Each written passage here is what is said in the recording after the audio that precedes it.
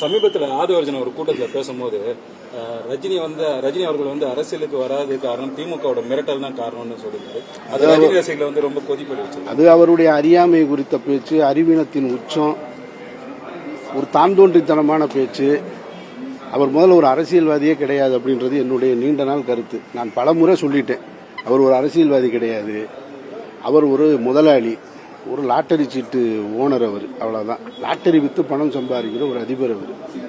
அவர் திடீர்னு விஜய் அவர்களுடைய புகழ் வெளிச்சத்தில் ஒட்டிக்கிட்டு இருக்காரு தவிர அண்ணன் திருமாவளவனுடைய புகழ் வெளிச்சத்தில் ஒட்டிக்கிட்டு இருந்தாரு. திமுகவின் முதன்மை குடும்பத்தோட ஒட்டிக்கிட்டு இருந்தாரு. இப்போ மக்கள் செல்வாக்கு இருக்கக்கூடிய விஜய் பக்கத்தில் போய் ஒட்டிக்கிட்டு இருக்காரு தவிர அவருடைய பேச்சு எதுவுமே அரசியல் முதிர்ச்சியான பேச்சு கிடையாது, நாகரிகமான பேச்சு கிடையாது. மக்களால் தேர்ந்தெடுக்கப்பட்ட முதல்வரை முட்டாள் முதல்வர்னு சொல்றாரு. எனக்கு என்ன வருத்தம்னா, அவர் சொல்றாரு திமுகவிலிருந்து எந்த விதமான எதிர்ப்பும் இல்லை. ரஜினி ரசிகர்கள் கூட கொந்தளிக்கிறாங்க.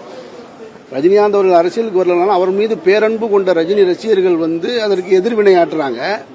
திமுக பதவியில் இருக்கவங்களும் சரி, இத்தனை கோடி தொண்டர்களும் சரி அமைதியா இருக்கிறாங்கன்னா என்ன காரணம்னு தெரியல.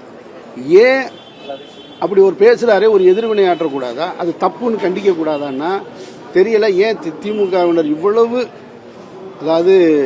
ரொம்ப நல்லவங்களா நடந்துக்கிறது போல நடிக்கிறாங்களான்னு எனக்கு சந்தேகமா கூட இருக்கு. அது இது அப்படி இப்படின்னு எப்படி பார்த்தாலும் இதுதான் ஹிட்டான ஆஃபர்.